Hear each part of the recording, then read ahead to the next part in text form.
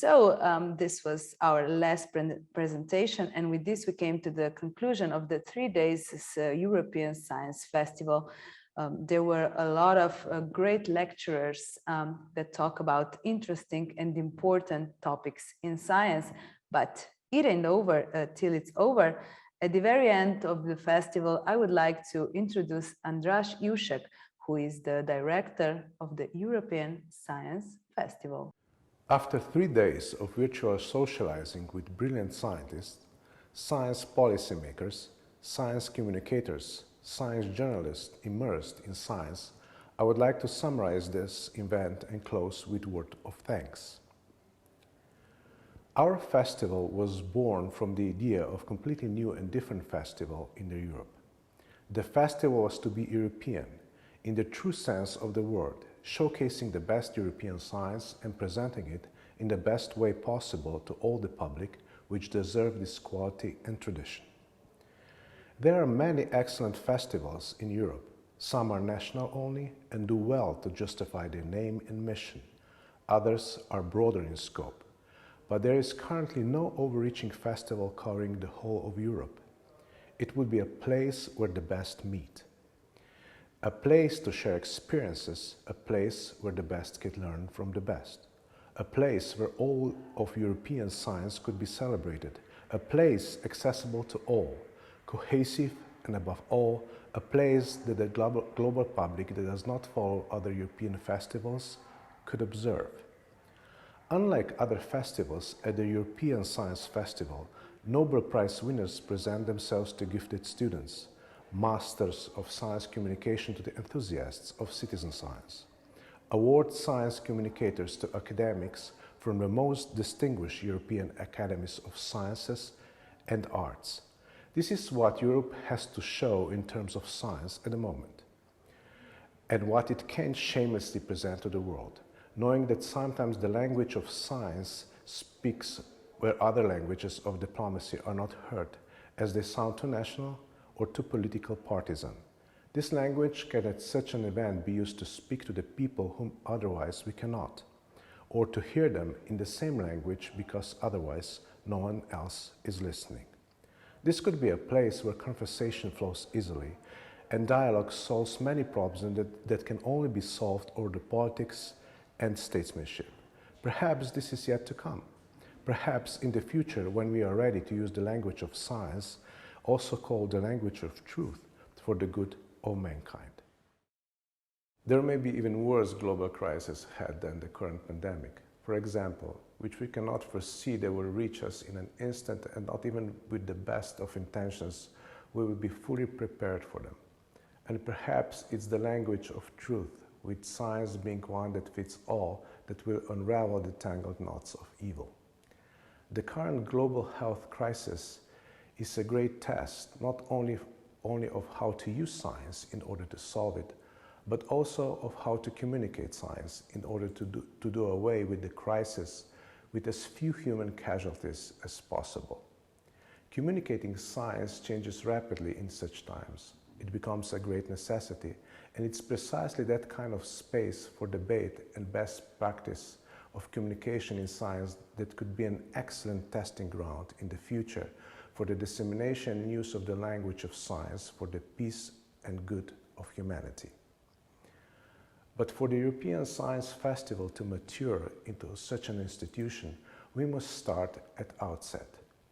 That is why we have been very focused on the purpose of the festival, which must be clearly defined right at the outset and sufficiently relevant for it in the future to grow into an European overreaching festival in the true sense of the word. We therefore decided that the European Science Festival would promote the European research area from the outset and try to help deepen it. The festival should consistently consider the needs of citizens to communicate science and help guide young talents into new generations of scientists who will be ready to face the challenges rapidly approaching, which are greater than now. But for the festival to find its Europeanness in science, we should certainly draw on the rich European tradition and culture of European life by respecting European values such as tolerance, solidarity, openness, and ethical behavior. And it is exactly along this path that the festival could go to reach its goal, which is surely to improve the understanding of science and to increase trust in science.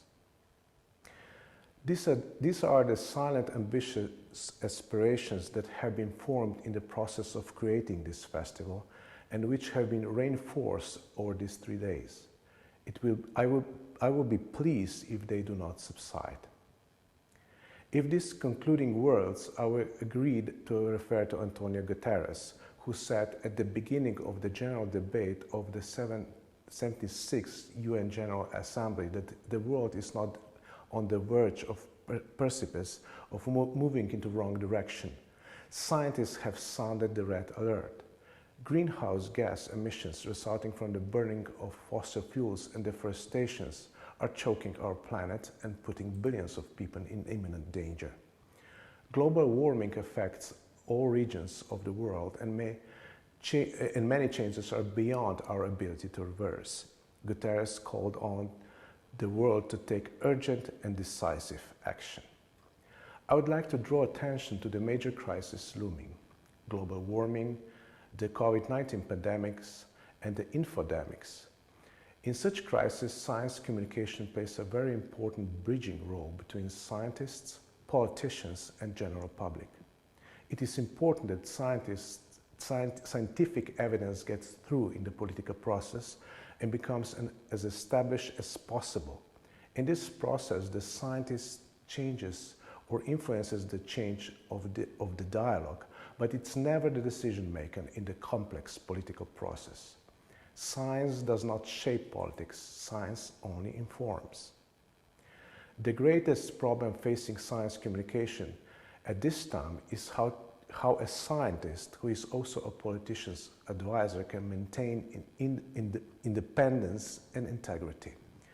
In these times, there's a great need for transparency and trust, which is why we need to create an environment of trust between those who shape politics, the scientific community, and the general public.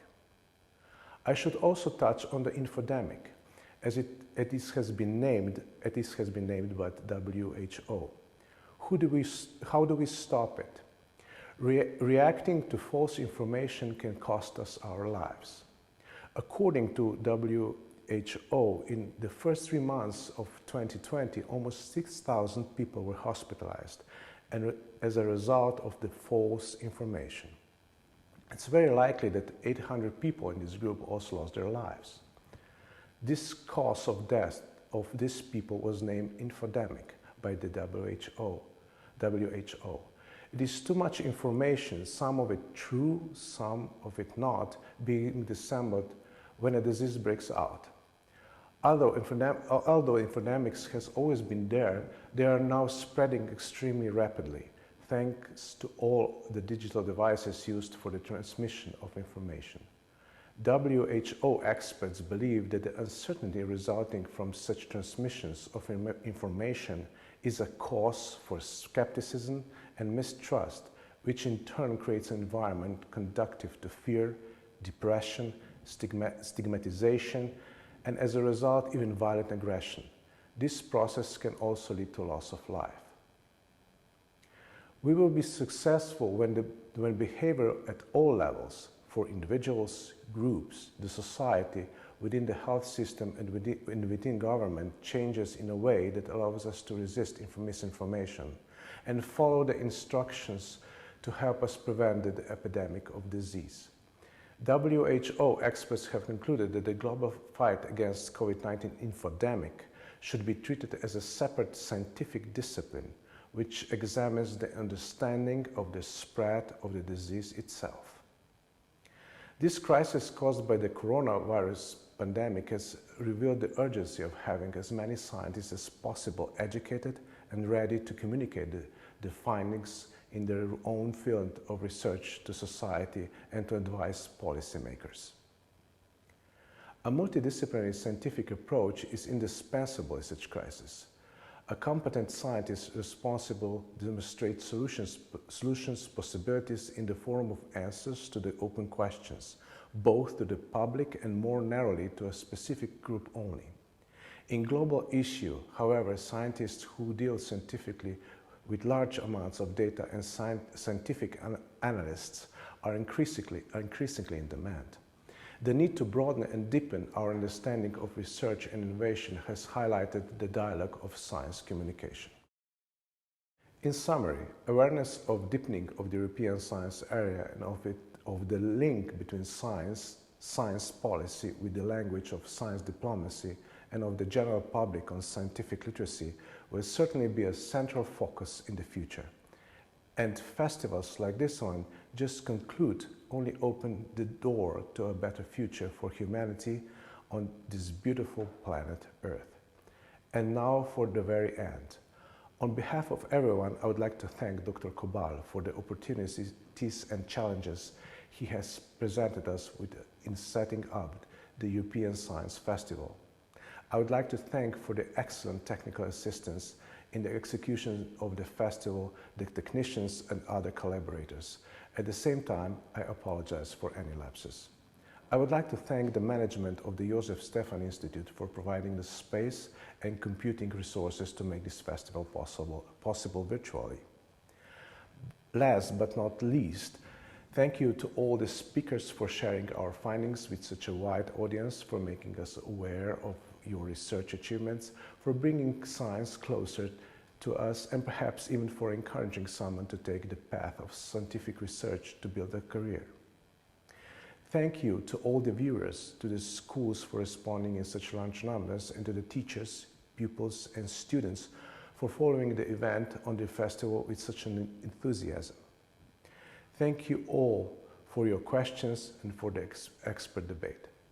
Thank you to the journalists for informing the public about the event and promoting science in the European area.